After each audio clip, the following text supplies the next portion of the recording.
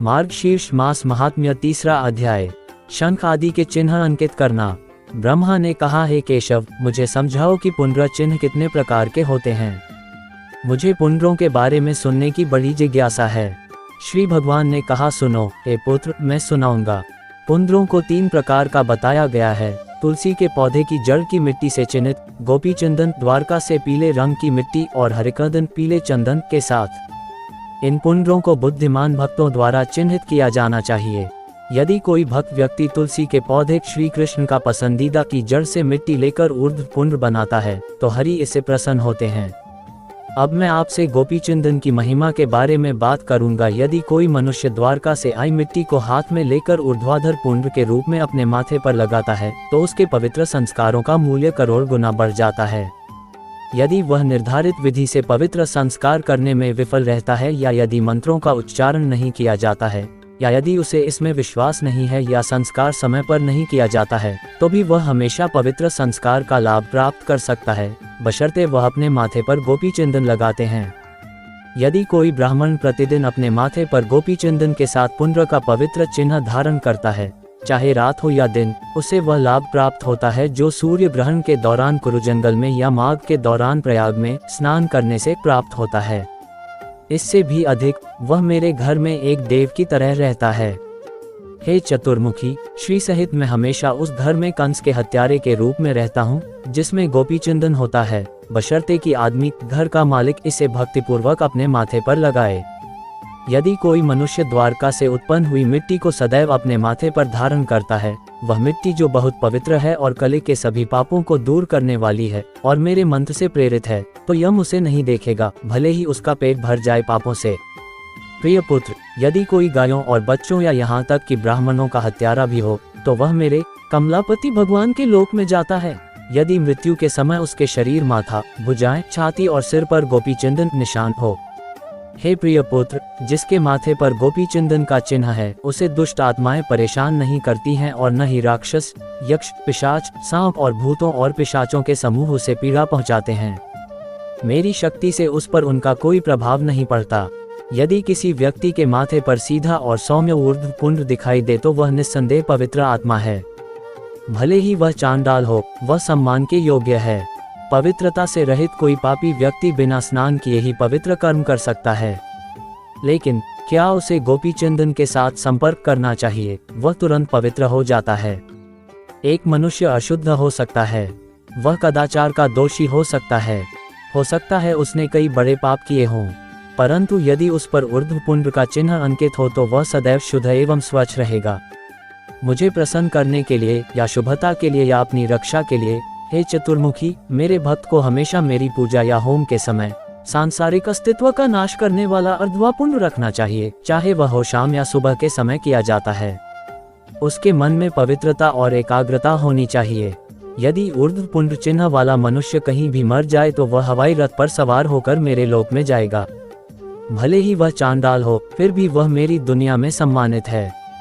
जब अर्धपुंड चिन्ह वाला मनुष्य किसी व्यक्ति द्वारा दिया गया भोजन ग्रहण करता है तो मैं उस व्यक्ति की 20 पीढ़ियों को नरक से मुक्ति दिला देता हूँ। हे अत्यंत भाग्यशाली, जो व्यक्ति दर्पण या पानी में देखता है और ध्यानपूर्वक अर्धपुंड चिन्ह लगाता है, उसे सबसे बड़ा लक्ष्य प्राप्त होता है। गोपी चंदन को अलग अलग उंगलियों से लगाने से लाभ होता है। अनामिका उंगली को शांति प्रदान करने वाली कहा गया है। मध्यमा उंगली दीर्घायु के लिए अनुकूल होगी। अंगूठे को पोषण प्रदान करने वाला कहा जाता है। तर्जनी अंगुली से मोक्ष की प्राप्ति होती है। यदि कोई व्यक्ति किसी वैष्णव को गोपी चंदन का एक टुकड़ा देता है तो उसके परिवार की 108 पीढ़ियों का उद्धार हो जाता है।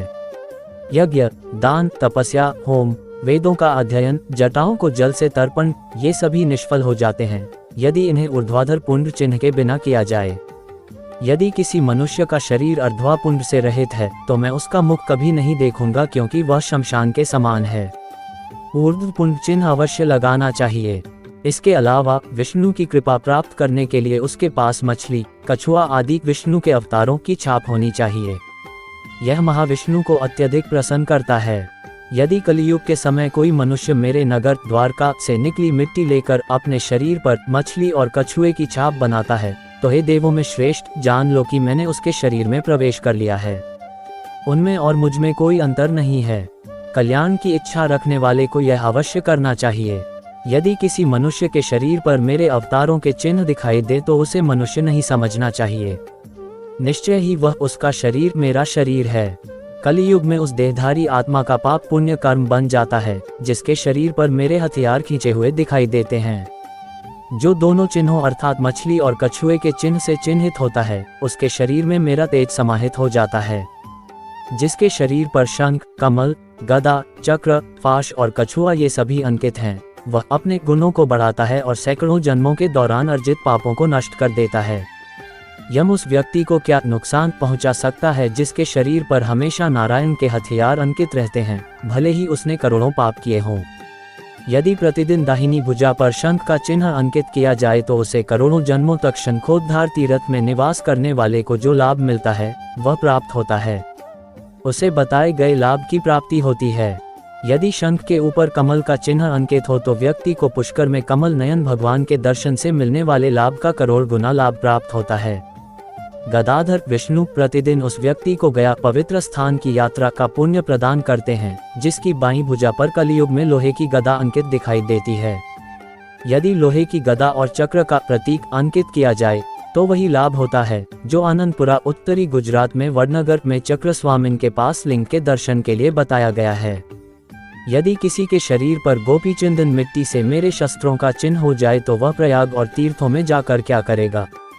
जब भी शंख आदि से अंकित कोई शरीर दिखाई देता है तो मैं प्रसन्न हो जाता हूँ और उसके पापों को जला देता हूँ। यदि किसी के शरीर पर दिन रात शंख, चक्र, गदा और पद्म के चिन्ह विद्यमान रहते हैं तो वह मेरे ही समान है। कलियुग में यदि कोई स्वयं को नारायण के अस्त्र शस्त्रों से अंकित कर लेता है और फिर कोई पुण्य कर्म करता है तो वह मेरु के समान हो जाता है, इसमें कोई संदेह नहीं है। हे पुत्र, यदि किसी पर शंख शस्त्र अंकित है और वह श्राद्ध करता है तो पितरों को जो कुछ अर्पित किया जाता है उसका अक्षय लाभ होता है। श्राद्ध की विधि में कमी होने पर भी वह उत्तम और पूर्ण हो जाता है। जिस प्रकार वायु के जोर से चलने पर आग लकड़ी को जला देती है, उसी प्रकार मेरे हथियार पाप देखकर उन्हें जला देते हैं। विशेषकर कलियुग में जो सोने या चांदी की मुहर धारण करता है, मेरे 8 अक्षरों वाले नाम अर्थात ओम नारायणाय नमः और शंख तथा मेरे अन्य हथियारों से अंकित, उसे मेरे आदर्श भक्त प्रहलाद के बराबर माना जाना चाहिए, अन्यथा वह मुझे प्रिय नहीं है।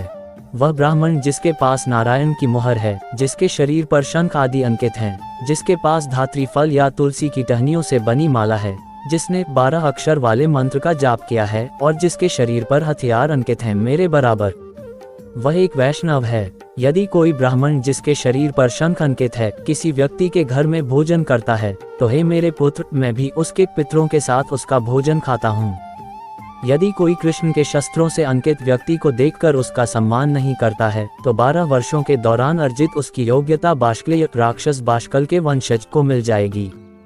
यदि कृष्ण के शस्त्रों से अंकित कोई व्यक्ति शमशान में मर जाता है तो हे सम्मान दाता, उसका लक्ष्य वही है जो प्रयाग में मरने वाले के लिए घोषित किया गया है। कलियुग में यदि किसी का शरीर हमेशा मेरे हथियारों से अलंकृत रहता है तो वासव सहित देवता उसका सहारा लेते हैं। यदि कोई मनुष्य मेरे शस्त्रों से चिन्हित होकर मेरी पूजा करता है तो मैं सदैव उसके हजारों अपराधों को दूर कर देता हूँ। यदि कोई मनुष्य मेरे हथियारों से अच्छी तरह से चिन्हित लकड़ी की मुहर बनाता है और उसकी छाप अपने शरीर पर लगाता है तो उसके बराबर कोई दूसरा वैष्णव नहीं है। यदि किसी व्यक्ति के हाथ में अष्टाक्षर नाम मंत्र के साथ शंख अंकित धातु की मुहर हो, कमल आदि से उनकी पूजा सुरों और असुरों द्वारा की जाती है। नारायण की मुहर पहले प्रहलाद द्वारा अपने हाथ में पहनी जाती थी, ये भी पहनी जाती थी विभीषण, बाली, ध्रुव, शुक, मंधाती, अम्बरीश और मार्कंडेय और अन्य ब्राह्मणों द्वारा। हे सम्मान देने वाले, उन्होंने शंख और अन्य हथियारों से अपने शरीर को अंकित करके मुझे प्रसन्न किया है और महान वांछित पुरस्कार उन्हें प्राप्त हुआ है। मैं उस व्यक्ति के शरीर में रहता हूँ जो गोपी चंदन मिट्टी से अंकित है और शंख, चक्र, कमल आदि से अंकित है। बुद्धिमान भक्त को सोना, चांदी, तांबा, बेल धातु या लोहे का चक्र बनवाकर धारण करना चाहिए। इसमें 12 तीलियां और 6 कोण होने चाहिए। इसे 3 तहों से अलंकृत किया जाना चाहिए। चतुर भक्त को सुदर्शन चक्र ऐसे बनाना चाहिए। शंख, चक्र और लौह गदा को सदैव पवित्र धागे की तरह पहनना चाहिए, विशेषकर ब्राह्मणों द्वारा और उससे भी अधिक विशेषकर वैष्णवों द्वारा। जैसे जनेऊ या जटा है, वैसे ही छाप सहित चक्र भी है।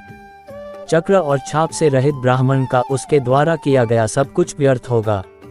वेद सदैव ये घोषणा करते हैं कि मेरे चक्र से अंकित शरीर पवित्र है।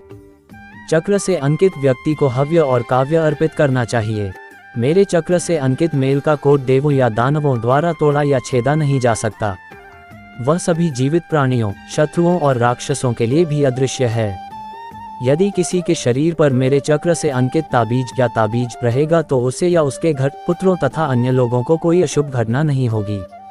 जो वेदों को जानते हैं वे जानते हैं कि एक ब्राह्मण को अपनी दाहिनी भुजा पर सुदर्शन और बाईं भुजा पर शंख धारण करना चाहिए। भिन्न भिन्न अस्त्र शस्त्रों को पृथक पृथक अपने अपने मंत्रों से पवित्र करके स्थापित किया जाए। लोहे की गदा को माथे पर धारण करना, छापना है। सिर पर धनुष और बाण, छाती के बीच में नंदका तलवार, दोनों भुजाओं में शंख और चक्र। व्यक्ति को हमेशा चक्र आदि धारण करना चाहिए।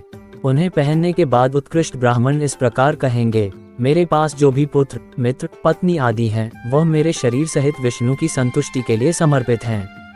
इसके बाद उसे अपना सारा जीवन अपने जाति और अवस्था के कर्तव्यों का ईमानदारी से पालन करते हुए जीना चाहिए। मेरी अटल भक्ति से वह सदैव अपनी अभीष्ट वस्तु प्राप्त करेगा। शंख और चक्र से अंकित मनुष्य को देखकर निंदा करने वाले अधम पुरुषों के मुख को देखकर सूर्य की ओर देखना चाहिए। उसे श्री कृष्ण का नाम भी लेना चाहिए, नहीं तो पवित्र नहीं बनते।